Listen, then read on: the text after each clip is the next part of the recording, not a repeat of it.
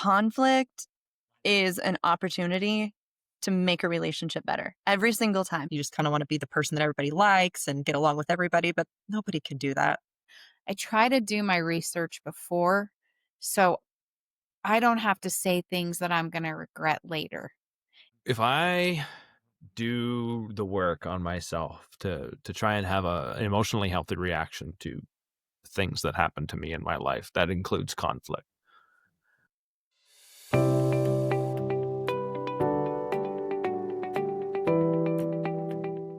Welcome to Through the Glass Recovery podcast, where we believe that connection is the opposite of addiction, vulnerability is the antidote to shame, and personal growth is the key to loving your sober life.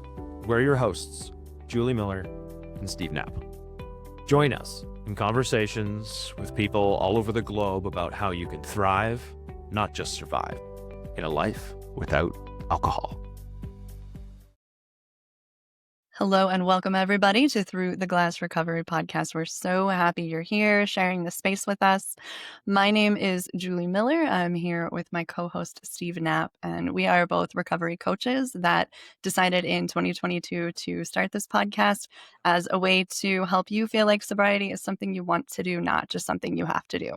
We're really happy to be here with both Azure and Rachel, and we're going to dig into talking about conflict and arguments and how we handle those now that we can't just drink and escape. So, we talk about making sobriety something you want to do. When we learn how to show up in conflicts in healthier ways, that makes our relationships so much better and so much more fulfilling and safer. So we're going to talk about what we've learned. We're going to talk about what we still struggle with because nobody does conflict perfectly. And I will say, like our last podcast, we do some really fun, lighthearted podcast recordings here. Our last episode was about traveling sober and how to make it fun. And you guys signed up for the tough one. So I love that about you. Thank you so much for being here and having the courage to talk about something hard, but really important. So we're going to start with Azure. Would you like to tell our listeners a little bit about yourself? Sure. Yeah. Hi, my name's Azure. I live in the Seattle area, about 20 miles south of Seattle. I've lived here for about 6 years. I was raised in Arkansas, so made quite a big jump to start a family out here. I've got two small kids. I've got a 3-year-old daughter, 5-year-old son. So I'm busy, busy. What else? I have been sober for about 2.5 years. It was the best decision I ever made. For work, I'm a part-time hospice nurse. I love my job so much. It was a switch that I didn't even know that I needed, but it's my passion. And so I'm very lucky that I get to do that part-time and still be able to manage all the complexities of life as well. What else? I also have a dog. His name is Mumford. He's a golden doodle. He's adorable. And then outside of work and being a mom, I'm an avid outdoor gal. I love to hike. I love to do anything on the water. I'm really into health and fitness, cooking, and I love to read. So that's me. Fantastic. You sound like the kind of person who needs to come hang out with the rest of us in Colorado and do Yeah. some totally. hiking and some water stuff because I think Totally. we'd have a great time. Yep. Awesome. Well, thank you so much for being here. Do you want to tell our listeners where they can find you on Instagram? Because you do so much Oh, yeah. positive Thank you. advocating for recovery. Yeah, I do. My Instagram handle is sober.chronicles. It's been a little quiet lately. I have taken a little bit of, a step back after all the content that I put out just to focus on the craziness of the summer, but I'll be starting to get a little bit more active on there in the upcoming months. Awesome. Perfect. Yeah, definitely go check out all of her content. So inspiring. And if you ever just need a little bit of a reminder about why you're doing this, Azure is definitely a great advocate for that. So thanks for what you do. Thanks, Julie. And then we've also got Rachel with us today. Do you want to tell our listeners a little bit about you? Sure. There seems to be like a lot of airplanes and dogs barking. I hope that's not interfering too much. Um, my name's Rachel. I've been sober for over 11 years. I am a director of nurses at the Mesa County Sheriff's Department, which is crazy because I see this stuff running through all the time. I've been really active in our community. I'm not a volunteer firefighter anymore, but I am a river raft guide. I do a lot of yoga, paddle boarding. I'm a yoga instructor. I've got twin boys. They're going to be 21 in January. I also have a doodle dog, but she's a doxy doodle.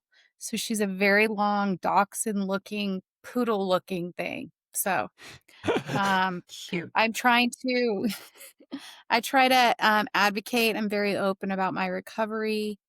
I think it's in my workplace and kind of the things that I do and, the relationships I have, because it kinda brings other things to light and kinda lets other people know that it can be done. Absolutely. Absolutely. Most important message, it can be done. Yeah, thank you so much, and thanks for being here, really nice to meet you. Yes, you Um too. So, before we jump into the conversation, I just want to remind our listeners if you love content like this and you're always looking for ways to make sobriety a little bit easier and a little bit more connected, make sure you hit like and hit subscribe and join us every week because we are here every Monday and we love sharing this stuff with you. So, yeah, let's dive into a conversation about conflict. What have you learned about conflict since you stopped drinking? And I think we all ran from conflict, right? In one way or another. Either we drank to avoid it and just to shut all of our feelings down so we didn't have to do anything about, creating the conflict, or we engaged in conflict and then drank to make those feelings go away. And so I think all of us can say we've probably had to learn some things. But what have you guys learned? There's no Well rules here. Anybody can go first. I think for me, what I've learned is managing conflict is the big takeaway is that if I kind of keep my mouth shut, a lot of times the conflict can resolve itself. During my drinking periods, I was very confrontational. I needed to let everybody know how I felt. I was very argumentative, um, to the point of I was just kind of a miserable person to be around. Now I think for me, if I take a step back and give it a little bit of space and grace, then I'm able to think clearly through what the conflict is, if it's about me or if it's about the other person, and what the solution looks like. So I think that that's so important. The taking space thing is the thing that I've had to learn. But I'm the dead opposite of you, where I never just jumped right into conflict. Anytime something would come up that would bother me, I would just stay quiet and then I would get resentful and I would get really angry inside and I would never say anything to the other person, even when I did need to. How So about being that passive ate at me. aggressive? Okay, well, definitely was passive aggressive. Okay, Are you just just checking. calling me out for the sake of it? Thank No, you. I'm just saying, like, I mean, that's the that's For wasn't sure. just calling you out. I'm just saying a lot of the times conflict is dealt through passive aggressiveness, right? Mhm. No, So no, like, I'm totally guilty of that. mhm. Yeah, I never just outright said, "Here's what I'm feeling." I never wanted to create conflict. It terrified me. So, yeah, I think I was the opposite of you, Rachel, in that regard. But I think the key between the similarity between the 2 is I need to step back and I need to think about it and ask myself, "Is this worth bringing up?" But then if it is, I need to find the courage to do it. Where it sounds like for you, it's, "Is this worth bringing up?" And then you need to take a step back and let some things go. So, definitely 2 sides of the same coin there, I would say. Yes, definitely. Yeah. What about you, Azure? What have you got about what comes up for you when we talk about conflict? I mean, I agree a lot with Rachel. I was the same way. I've found that since getting sober, there's just, I mean, for so many reasons, but the peace that comes with that, just in the sense that a lot of my conflict was created from when I was drinking. I would find things to be wrong that weren't really that big of a deal. My husband and I would get in fights, and literally to this day, we still have no idea what we would have been fighting over in that moment. I Because my self-esteem was really low, I always thought that everybody was, woe against me, and so it created just a lot of internal conflict in my head, and then I would make that into an actual problem when it really didn't need to be. So, um, conflict has just become so much, I don't wanna say easier, conflict is never easy, but because it's so much less prominent now that I'm not drinking, it's definitely created a lot of peace in my life, and so I'm very, very, I thank sobriety 100% for that. Now I do exactly what Rachel was saying. If conflict does arise, I just kind of sit back and I think, "Okay, is this me being in my head?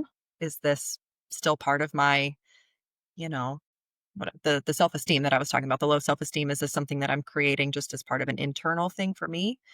and does it need to be addressed? So, and then I go down my various avenues of, do I need to talk to my therapist about it? Do I need to talk to my husband about it? Do I need to Yes. just, talk to that person about it? Who do I need to go to kind of direct me on what to do from there? So, Mm, that's a really good call. What about you, So Steve? What have you got?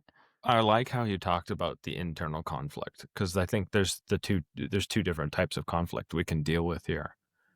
And it's the internal conflict with the story I end up telling myself and the external conflict of I'm believing the story that I'm telling myself and now I need to, you know, first I think early sobriety it was a very accusatory version of conflict as you're doing this and this is very kind of like in your face, very direct, where uh, I didn't have the words or the vocabulary to really express the way I was feeling in a forward kind of progressive way, how to move through conflict. It was more of a me against you, me against them, whomever kind of thing. And I think it was tied to my self-worth too, whether it was something that my self-worth, self-esteem, if I felt good and positive about it, then I would dig in and deal with it a lot easier. But if I didn't, even though I knew it was something that I needed to actually address or have a conversation about, this is where it always got iffy for me. I would avoid the conflict because then I would be afraid of losing the friendship or having connection uh, taken away. And it was the taking away of the connection or the affection or it feels like I'm hurting the relationship by saying something that I should probably say, but I don't end up having the courage to do it. So then I end up eating it.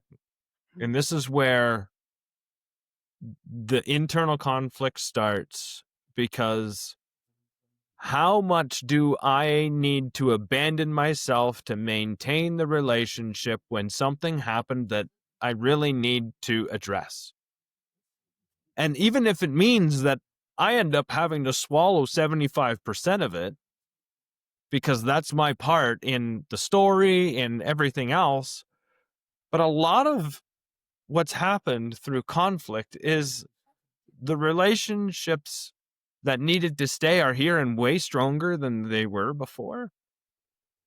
And the other ones, when we couldn't find a common ground, have just found their way away.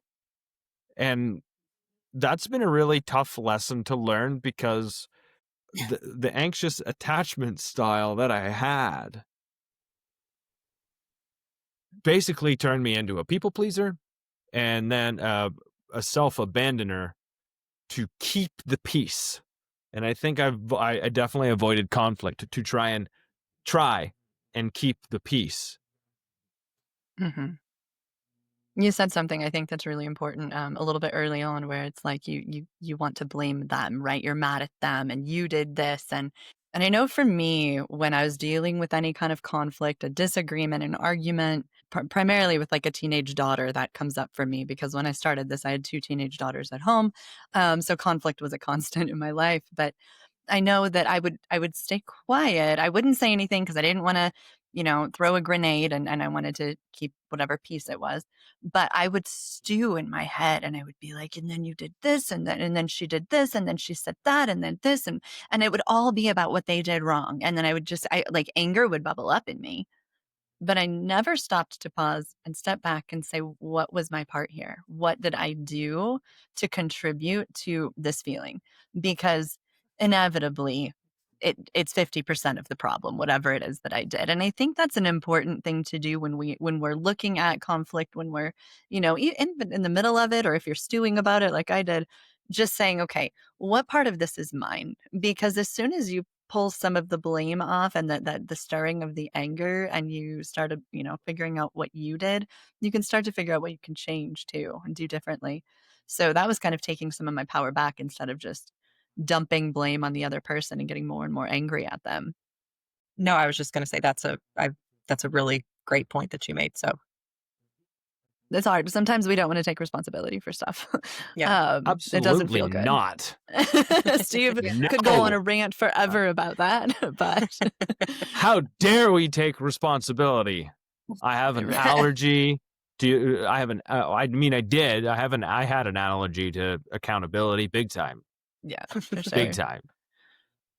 time. So if I were to ask you guys, can you think of an example of conflict, argument, some kind of disagreement, and look back on it and ask yourself, how would I have handled that differently? What could I have learned from that situation? Do you guys have any examples you're willing to share? I mean, for me, when I would get into like my drunken rages, everything was just like, you know, you offended me and I need to address this with you immediately. And I think like now it's if I see conflict and there's things that come up, I mean, I think Azure, as you know, there's certain things as a nurse you have to address, and sometimes they're really uncomfortable. Whether that be with your peers or with your patients, just having some grace. I can't think of anything immediate. I just kind of started this job, so I'm sure there'll be conflict in the future. Just being able to articulate my words correctly and to speak in a way that is not offensive.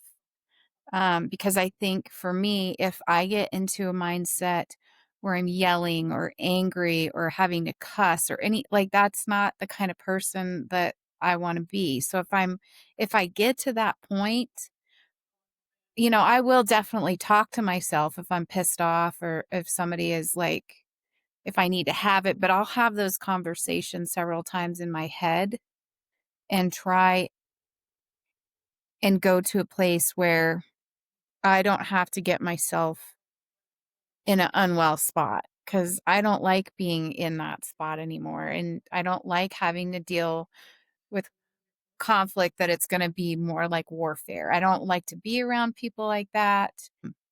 And getting into that mindset is almost like being drunk again because I can, back then going on a drunk rage, not necessarily like drinking, but emotional, like I feel validated. I need to have this conversation and they need to know how I feel. And really, basically, that was just to figure out a way to hurt people. If I felt hurt, I wanted to hurt somebody.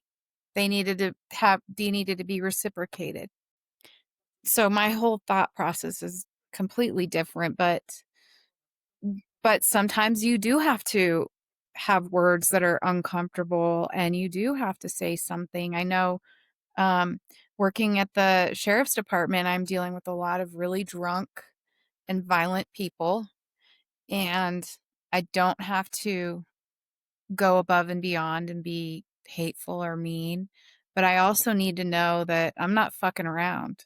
Like, don't fuck with me.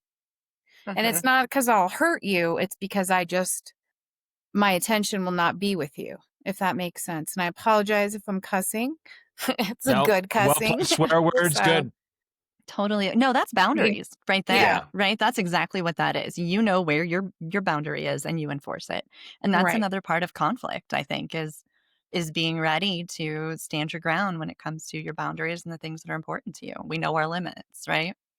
No, I'll share a conflict example. This one happened the other day. So Steve and I work together almost daily. This is great. Steve's going to be like, "Thanks, Julie." No, I was thinking about bringing up this too, and I mean it's yeah, go for it.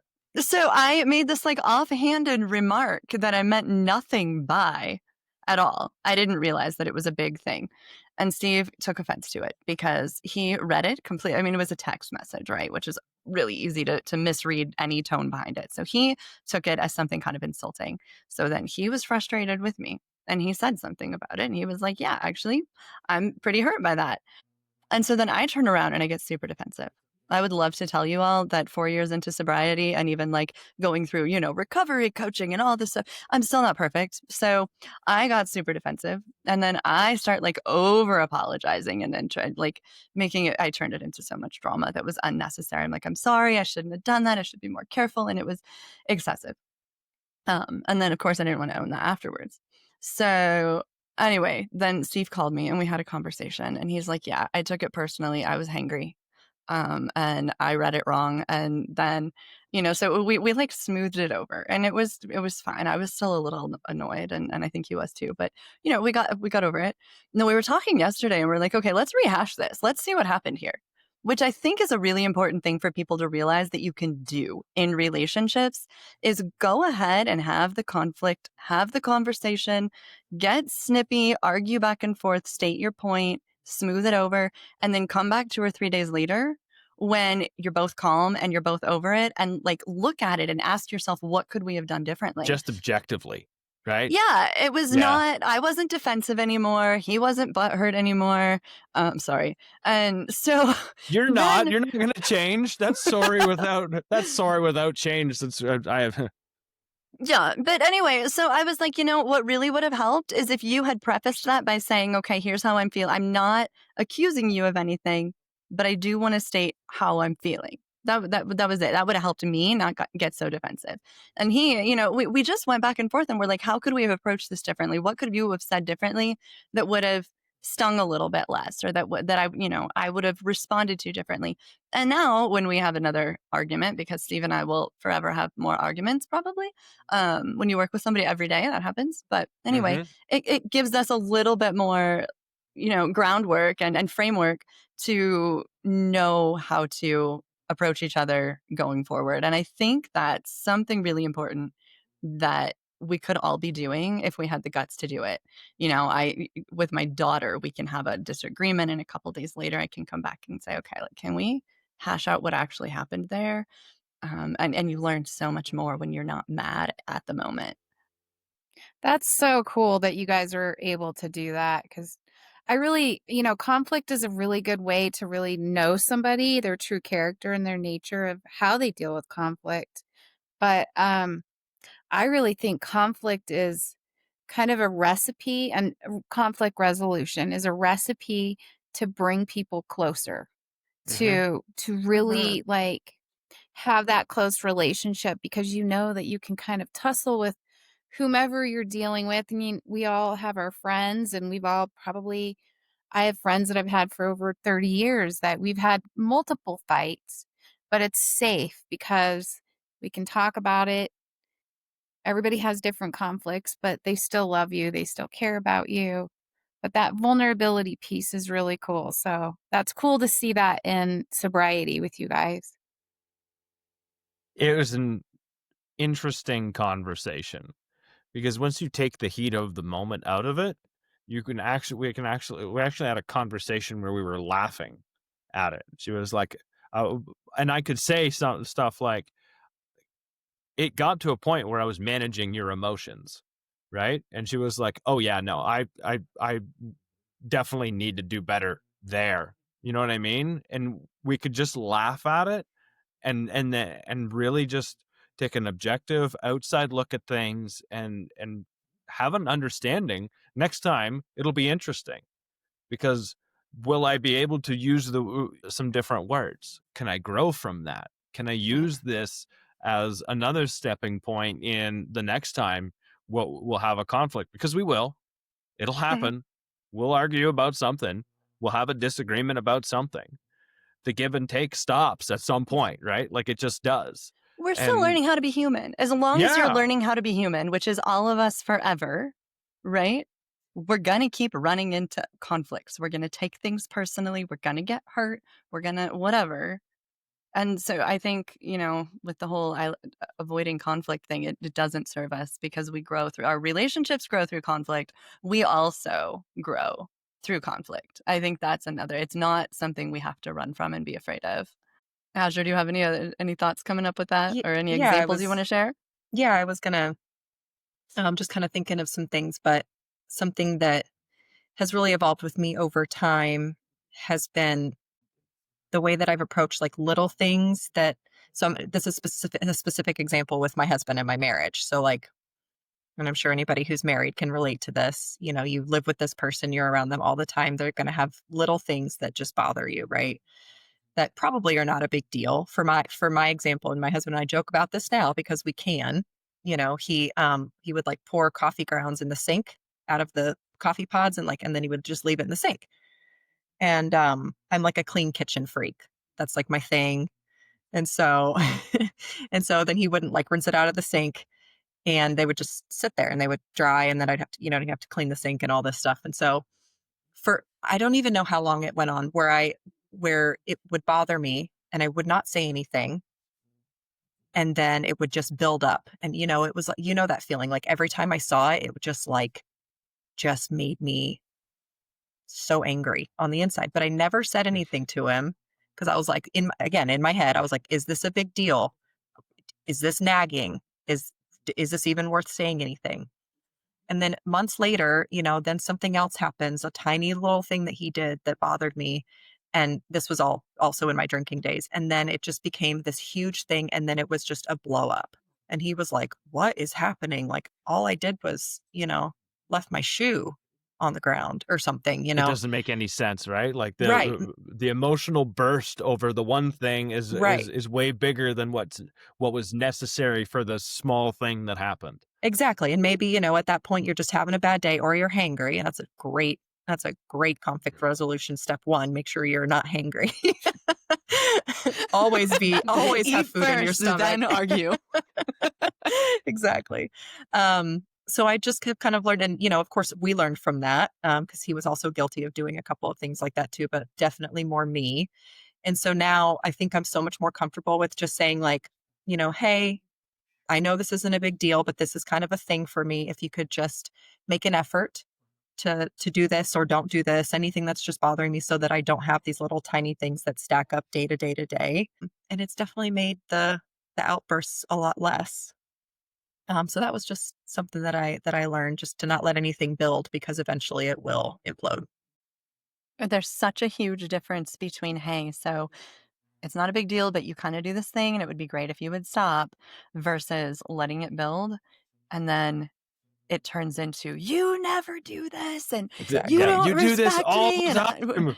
yeah, and like I totally feel that. That's Mhm. yeah, I'm guilty 100%. Yeah. So here's a question for you guys. When you do find yourself in an argument or a conflict or some kind of disagreement, our nervous system starts cranking and you can like feel your blood pumping, and then the thoughts start spiraling and you're like, I could have said this, I should have said that. What did they mean by this? And all of this stuff, and that can stick around for a while. So, how do you calm yourself down after you do engage in a conflict that was worth engaging in? How do you bring yourself back down to like baseline level again? Ooh, how do you regulate? Yeah. A lot of the times Mhm. I might talk to another friend, and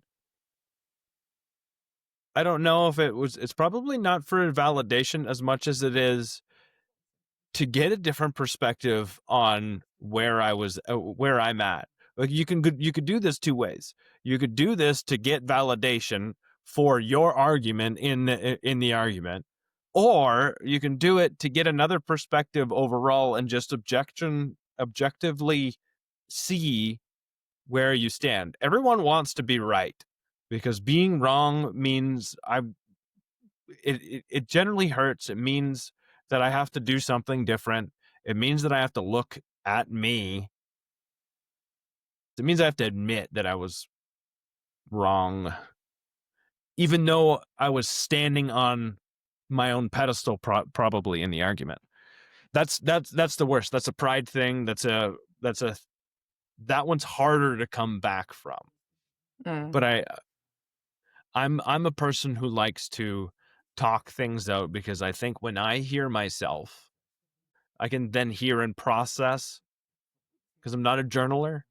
It's not something I do. I'm sure if I did do that, then I would get the same return from it. But it's more about me hearing me and where I was coming from, it'll help me separate from the kind of anxiety, because generally speaking, even after an argument, the feeling that I have is the separation of connection, and I want to mend it.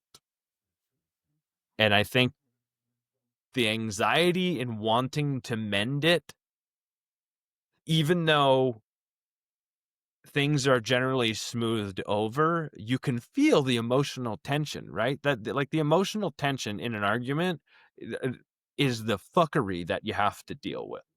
It really is. It And doesn't just go away. After no, even if things are smoothed over, there's still thoughts and emotions involved. yeah, and I think it's that tension that I find the hardest to chill from after. Mhm.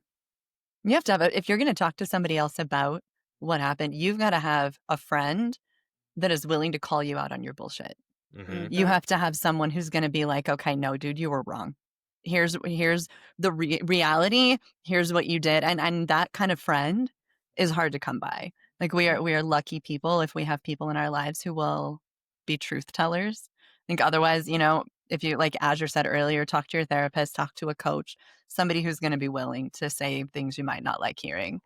So, but And that that's is the it's a great point. that's part of my problem is I have friends that will tell me my truth back to me, and then I'm like, I don't want to talk to you anymore. I didn't I want to want hear it to be that. right.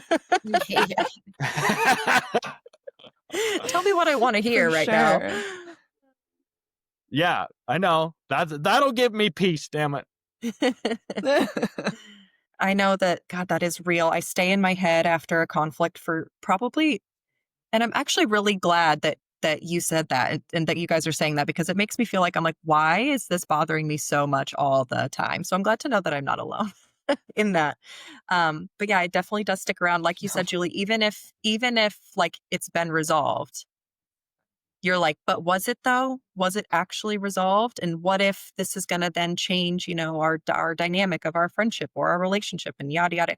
And you just go down a spiral. That's what I tend to do. So to try to get myself out of my head, I rely a lot on like walking, running, just to clear my head, yoga. I do. If it gets really bad, I do like to journal or like write a letter. I write a letter like to maybe to the person that I've had that conflict with or even to myself and just kind of write out the dynamics of everything so that you can look at it from kind of an outside perspective. So it's not so much in your head, but it's like on paper.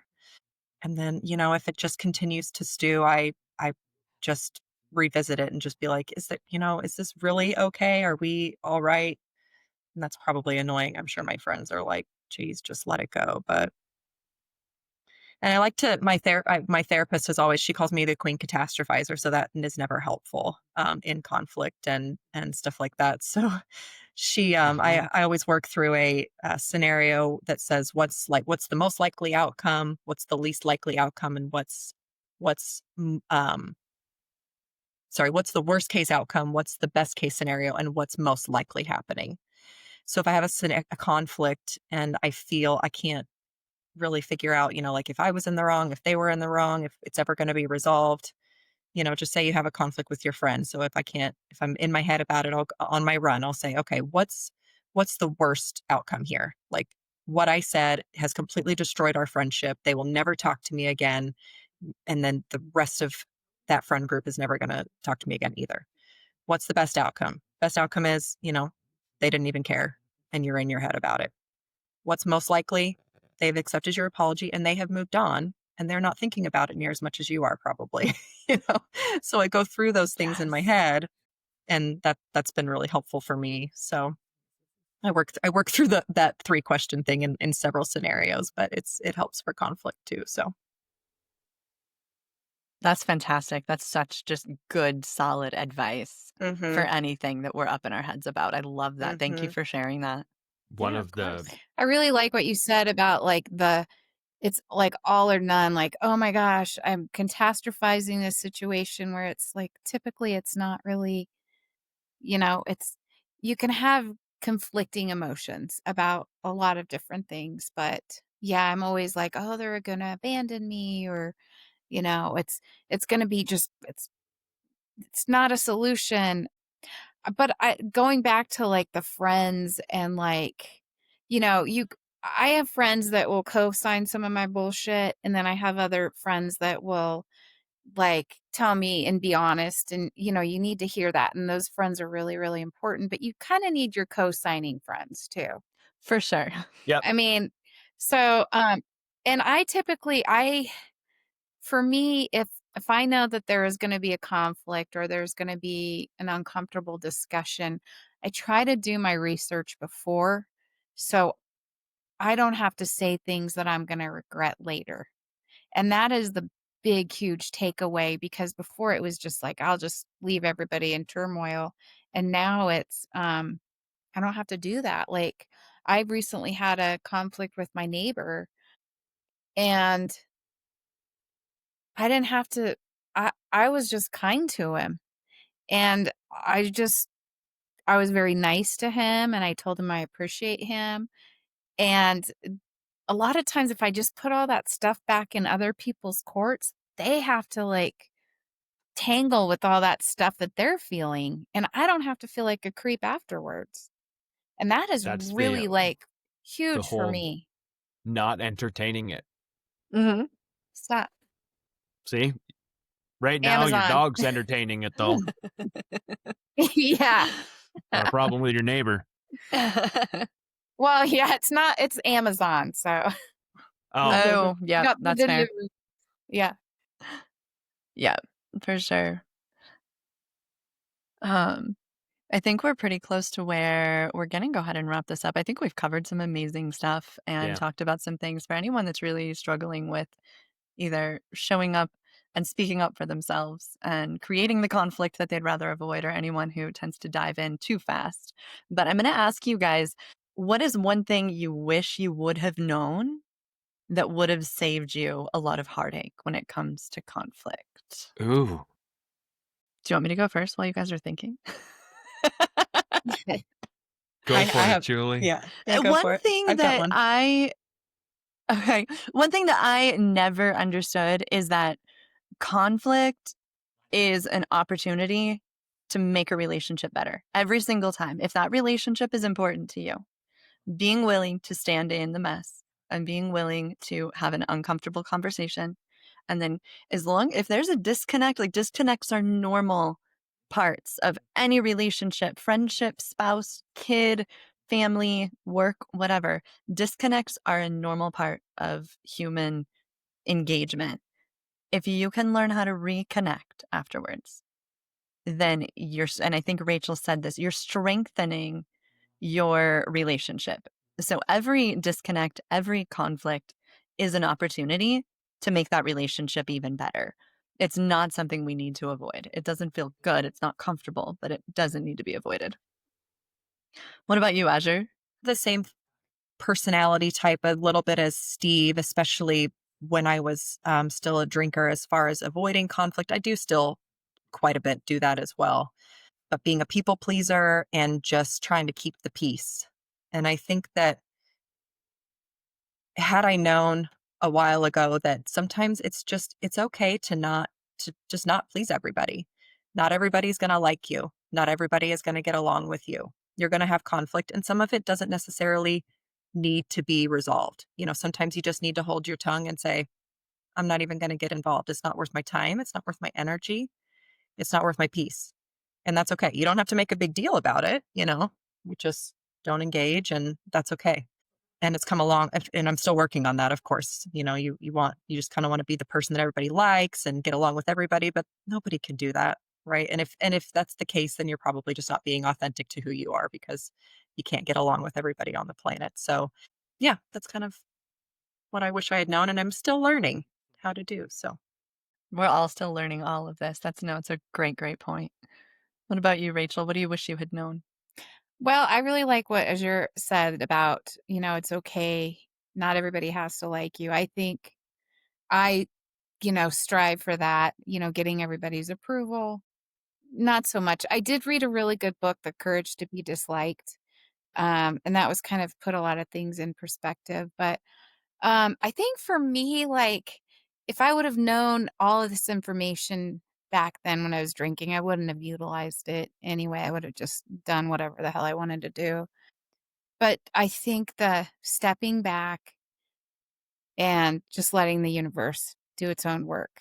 I don't have to do anything. It'll figure itself out.